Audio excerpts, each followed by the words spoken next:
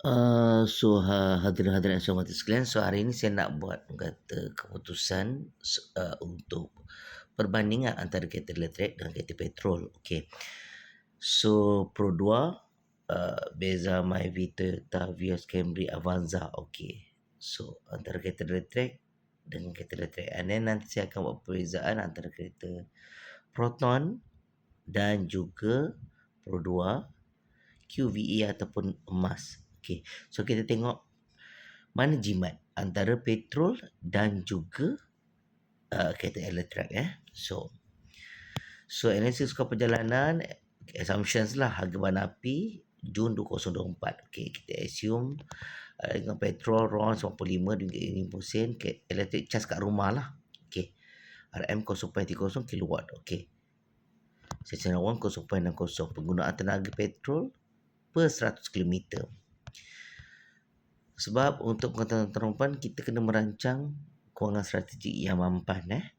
So kereta elektrik 15 kW per 100 km. Pro 2 1.5 5.6 liter per 100 km. Pro 2 Beza 1.3 4.5 liter per 100 km. So Beza antara kata super jimat lah kan. Okay. Toyota Vios pula 1.5 liter, 6.0 liter per 100 km. Toyota Camry 2.5 liter bersamaan 7.5 liter per 100 km. Toyota Avanza 1.5 liter kan, 6.5 liter per 100 km. Okey. Jom kita tengok kos perjalanan per 100 km. Alright. Okay. So this one is Toyota and also Pro 2 lah. Nanti kita bawa compare dengan yang Pro 1. Okay. So kereta elektrik, let's say kita tengok Okay. Jenis bahan api elektrik petrol RON 95 lah.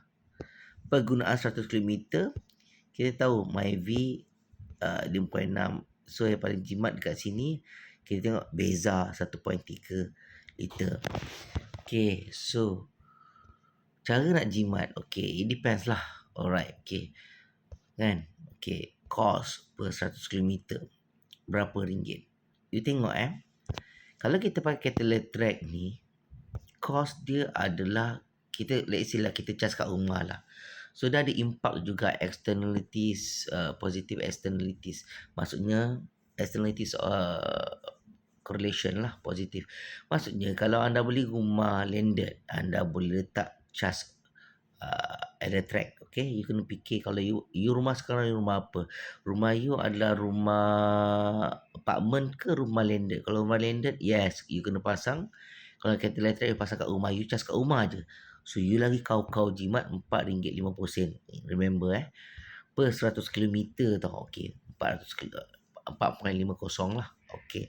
And then kalau kat sini tengok paling jimat, kita cerita paling jimat lah. Menang gaya belakang cerita nanti dulu. Kita tengok paling jimat RM4.50 dengan RM9.23. Okey, Beza kan. Okey, Beza RM9.23. Yang ini RM4.50. Okey, let's say kalau kita letak kat tempat awam, kereta elektrik cas awam adalah RM9. Okey, so dia compare lah. So kalau orang ada apartment apa semua kan, so tak nak letak kat bawah tu, macam takut digunakan whatever semua. So kita you charge kat luar, contoh RM9, RM9.23.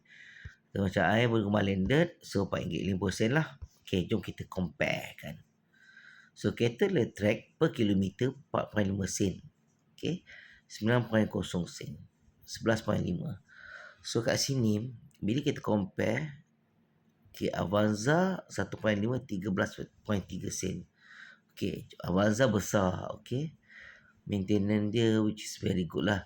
So it depend pada orang cita rasa kan. Okay, dia, tapi kat sini Myvi 11.5 sen lah. Compare dengan Beza, menang Beza lagi dari segi penjimatan. So perbandingan kos tahunan berdasarkan 20,000 km per tahun. Kereta elektrik tahunan ni kalau katakan biasa orang jalan, kalau dekat Malaysia lah, sebenarnya Malaysia ni 20,000 kilometer ataupun 25,000 kilometer. You have to remember 20,000 ke 25,000 kilometer. Max is 25,000 kilometer lah. The Ronda, JB, Kelantan, Perlis, patah balik JB, Terengganu, Pahang, whatever semualah. Selangor, whatever, Perak, apa semua. Pengumpul 20,000 kilometer ke 25,000 kilometer. Alright. So kalau orang pakai kereta electric, okay. So tak tahu jenis kereta elektrik apa, tapi this one I comparekan dengan kereta elektrik biasa lah. Kita tengok lagi ada decide belum kereta elektrik mana yang nak beli. Belum. So kat sini kita tengok 900. Okay, can you imagine ini 20,000 kilometer perbandingan kos tahunan berdasarkan 20,000 kilometer you pakai. Kalau you pakai kereta elektrik cas kat rumah RM900 je. Pumpang 1,000 lah. Okay.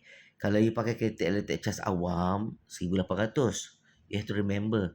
Bila katakan 900 ni, you pakai kat rumah, you cas kat rumah je. Pergi kerja, balik kerja, cas. Pergi kerja, balik kerja, you cas. Okay, alright. Jangan cerita tol-tol ni nanti dulu. Ini cerita elektrik ya. Okay. So, sekarang ni, kalau you pakai Avanza 2666, ataupun you tengok beza lah, 1846.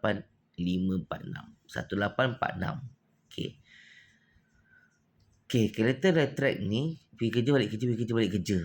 Okay, cuma kalau dekat RNR mungkin terpaksa nak berebut. Pasal apa, maksimum dia lebih 30 minit. Ataupun kalau ramai orang, menangis lah. Kalau mesti perayaan apa semua. So you have to charge dekat rumah ni, kat rumah you. Lepas tu balik kampung, kat rumah pun, kampung pun pasang charge juga. Nampak? Contoh macam itulah. Lepas tu, kalau secara matematik ni, kalau orang nak buat oleh ada kekurangan tempat charger kan, you boleh, kalau you rumah landed lah, so you boleh ni lah, jual elektrik. Sekali charge berapa? Okay cik, charge 30 minit, pump settle, pump 30 minit, pump, okay RM50. You jual dengan jiran. Sebab jiran nak charge, contohlah, jiran nak charge dekat tu panjang lebar, tapi charge kat rumah jiran, contoh kita ada rumah jiran, jadinya kita kenal jiran kita ataupun kita buat perjualan, ini macam murah. Ini tak pening kepala. Kita tinggal je. Okey, faham. Alright. So itu nanti nak buat bisnes nanti dulu. Sekarang kita cerita nak jimat. Okey. So yang tambahan kereta elektrik cas rumah, okey, beza. Yang paling murah cas kat rumah dengan beza. So faktor lain pula adalah kereta elektrik lebih rendah, tiada enjin, minyak transmisi kompleks, harga pembelian kereta lebih mahal. Okey. Contoh BYD Dolphin 100k tapi ada perkhidmatan jangka panjang. Okey. Sekarang ni kita tengok menunjukkan kalau you nak beli murah, you nak kos murah, you pakai kereta beza. Okey. Gila murah. Okey. Tapi tengoklah kalau you punya penggunaan apa, you nak family ramai ke family kecil, it depends. Pasal apa, benda ni very subjektif. Dia tak semestinya setiap individu atau keluarga sama penggunaannya, kapasiti keluasan keretanya. Tapi dari segi penjimatan, you tak boleh deny lah, Beza is the cheapest lah. Okay. Dan you pakai kereta elektrik lagi murah. You cut separuh, lagi murah. Alam pun semakin mampan. Maksudnya tak ada pelepasan gas karbon dioksida. Okay. So lagi murah lah kereta elektrik, RM4.50.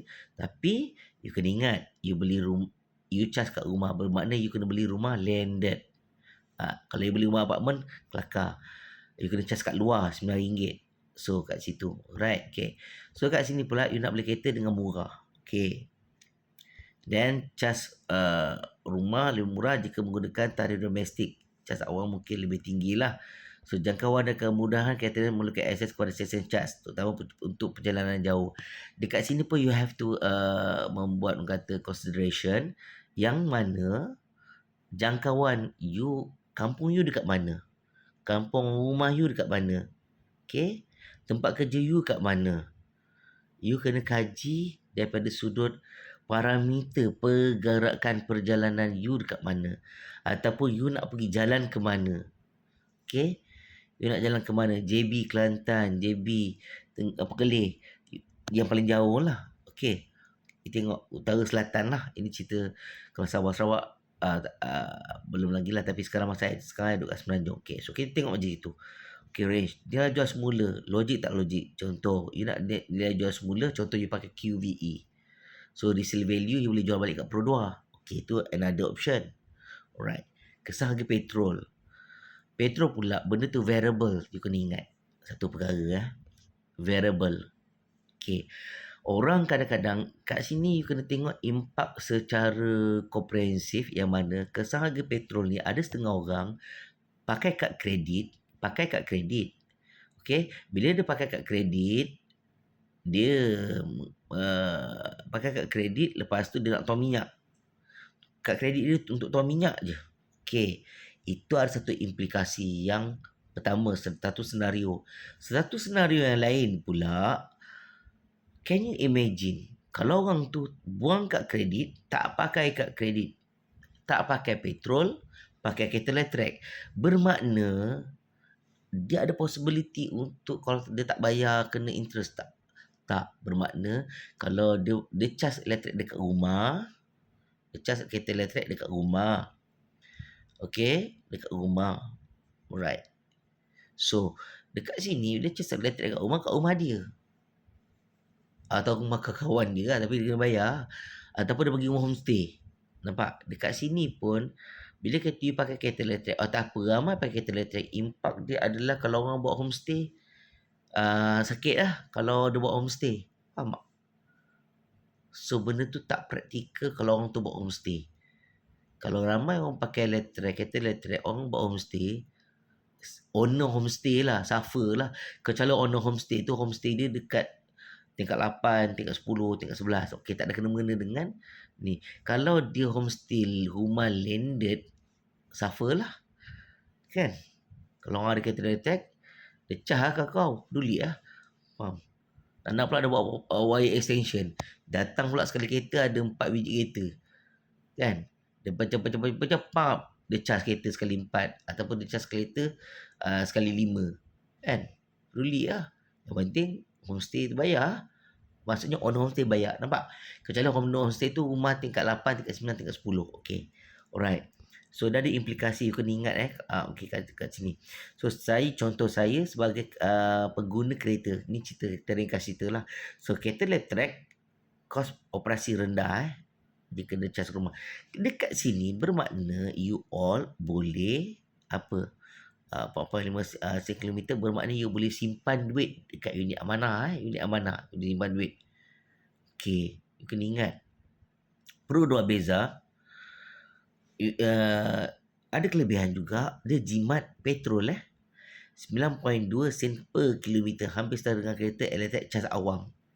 Okay, so kalau kat sini pula kelebihan dia pula, you tak takut lah you nak pergi JB Kelantan ke, JB Perlis ke, you tak pening kepala lah. Betul tak? So kat sini, dalam kata lain, Pro 2 ni menawar perjimatan yang bagus berbanding elektrik. Dekat lawan elektrik lagi bagus. Okay, lagi jimat lah. Okay, so murah. Okay, kalau orang nak pakai Camry, kita tak boleh deny. Camry ni ada gaya. Okay, ada gaya shock. 15.4 sen kilometer kerana penggunaan petrol yang tinggi. Mahal sikit lah. Okay, yang paling tertinggi adalah Camry lah. Okay, 15.4. Kalau you all tolak 4.5 atau tolak 9.2, which is expensive lah. Tapi ada setengah orang berfikir, untuk eksekutif, untuk yang ni, dia tak kisah pun. Yang penting speed. It depend. Ada orang beli kereta kerana nak laju. Ada orang beli kereta nak jimat. Ada orang beli kereta nak duduk banyak-banyak ramai-ramai. So, it depends kepada culture, kepada punya keluarga, kepada situasi. So, nanti saya akan bawa daripada episod seterusnya kajian saya terhadap kenderaan kita nak compare. Okay, sekarang ni you tak deny kos kereta elektrik lagi murah. Jom selepas ni, the next episode saya akan tunjukkan kereta kos mana yang lagi murah. Kita nak try untuk Mars Proton, Mars 7 dengan QVE Pro 2 kan. Okey. Dari segi maintenance, dari segi apa. So, you kena tengok daripada semua sudut tu. Okey, Assalamualaikum warahmatullahi wabarakatuh.